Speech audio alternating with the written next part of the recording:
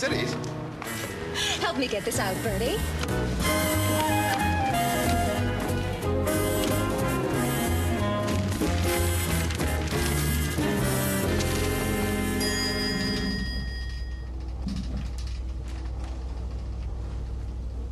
That you back there, Mr. Wooster?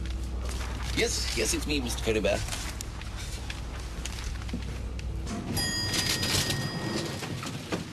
Come on, Bertie, hurry up. I've got to get home and change.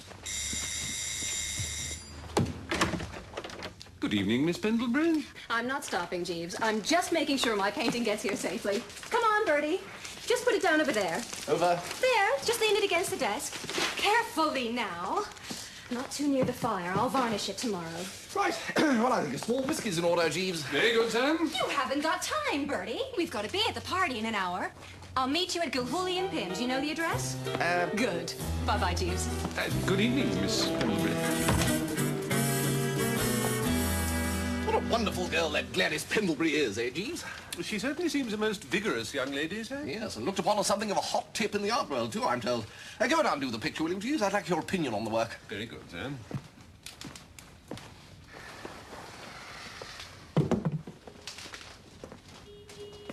You may ask, Jeeves, why I should spend perfectly good money commissioning a portrait of Aunt Agatha, scourge of the Woosters. It did occur to me, sir, to wonder. Well, this comparatively small investment, Jeeves, may well allow young Bertram to live out his remaining years in peace and tranquility. Struck all of a heap by her nephew's apparent homage, said scourge will give a heartfelt blessing to his marriage to the talented artist who limned said portrait, to wit, Gladys Pendlebury. If you say so, sir. Jeeves, you don't like this spot of art? In my untutored opinion, sir, Miss Pendlebury has given Mrs. Gregson somewhat too hungry an expression. A little like a dog regarding a distant bone.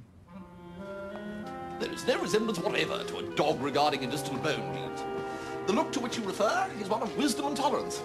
I particularly asked Miss Pendlebury to include that look, at no extra charge, I may say, in spite of the fact that such an expression was far from apparent in the photograph she worked from.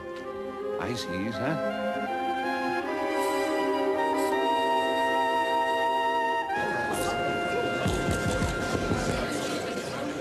Ladies and gentlemen, thank you.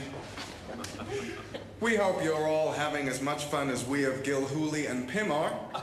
My name is Lucius Pym, and just as our agency is proud to be advertising Slingsby's new range of superb soups, I'm proud to introduce you to Mr. Alexander Slingsby.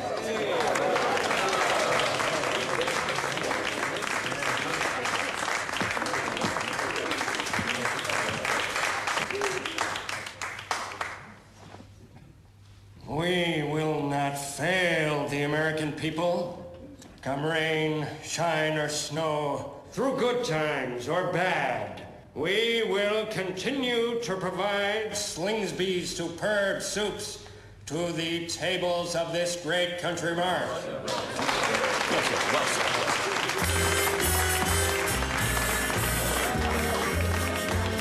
Soups do something to me, something that really mystifies me. Slingsby's, how can it be? You have the taste to tantalize me. I just live for your broth. Life's not the same since Slingsby's came. You're a flame and I'm the moth. 'Cause Slingsby's do something to soup that nobody else can do.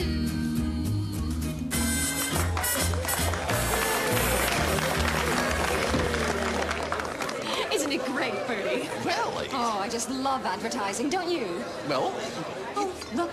Here comes Lucius now. You were wonderful. Well, thanks. Bertie, I want you to meet Lucius Pym. what ho, Lucius? You in soup? Well, not yet. Well, excuse me. Bertie! Tommy! I thought you were back in England. No, I'm here. Trying to meet Alexander Slingsby. What for? I can't tell you, Bertie, I'm sorry. It's a secret.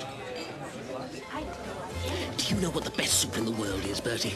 Well, I always like that one they do at the Drones the day after we've had shepherd's pie. What they do is they take... No. It's a soup called cock-a-leaky. My old nanny used to make it for us. Oh, there are millions in this, Bertie. Now, I'm going to sell old Slingsby the secret recipe on a royalty basis, you understand. For every tin of soup they sell, I'll collect a penny.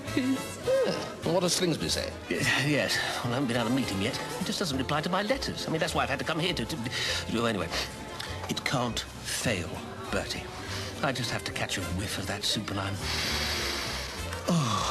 transported back to my childhood. But does the populace at large want to be transported back to your childhood, Tuppy? That's what we have to ask ourselves. What do you mean? I say, there's Elizabeth over there. Who's Elizabeth? Elizabeth Vickers is the woman I intend to marry, Bertie. Marry? Well, congratulations and all that. Yes, well, in fact, she doesn't know anything about it yet. I'm going to ask her tonight. Well, come on. My husband will be so interested. Alexander just lives and breathes soup. Hello, Elizabeth. I'd like you to meet an old friend. Hildebrand, this is Mrs. Slingsby.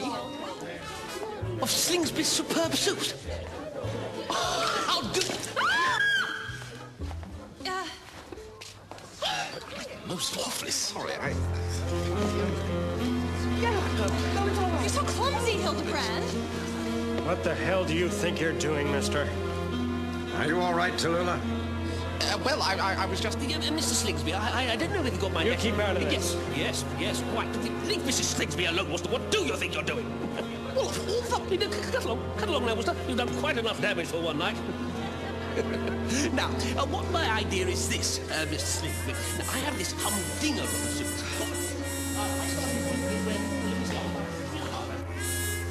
I'm not at all easy in my mind about a certain cove by the name of Lucius Pym, Jeeves. Apart from the fact that he's something called an advertising agent, and as such apparently in a position to do Gladys a bit of good professionally, his hair waves. One must never discount wavy hair, Jeeves. Thank you, sir. I shall endeavour to remember that. Will that be all, sir? Yes, Jeeves, that'll be all. Good night. Good night, sir. You know, it's strangely satisfying sitting here watching you varnish Aunt Agatha. As a matter of fact, my Aunt Agatha is something of a byword in art circles. Isn't that so, Jeeves? Indeed so, sir. In what way? Well, you've heard of the Gregson Priceock Gallery? Of course. Well, my Aunt Agatha is the Gregson bit. Her name being Mrs. Gregson, it was only to be expected, I suppose. This is Agatha Gregson? Absolutely. Coffee, miss? Thank you, Jeeves. But why didn't you tell me? If she likes my portrait of her, it could do me a lot of good. Well, of course she'll like it. Won't she, Jeeves? I'm sure Mrs. Gregson will lose no time in expressing her opinion of the work, miss. Yes, we must get her to see it as soon as possible. Of course, dear Aunt Agatha's in England at the moment, but we'll take it over with us next month. Mrs. Gregson to see you, sir? Bertie? Aunt Agatha, what are you doing in America?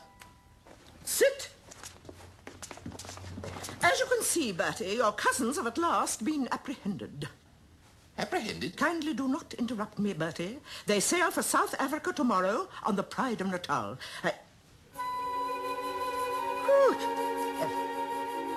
Is this supposed to be me? Well, as a matter of fact... What an extraordinary daub. Now, look here. And who, pray, are you? Well, I'm glad you asked that, Aunt Agatha. Don't you talk to me like that. You are not the dealer, I trust, who's trying to pass this discolored canvas off on my nephew? Gladys! Gladys! Wait! Never speak to me again, Bertie Wooster!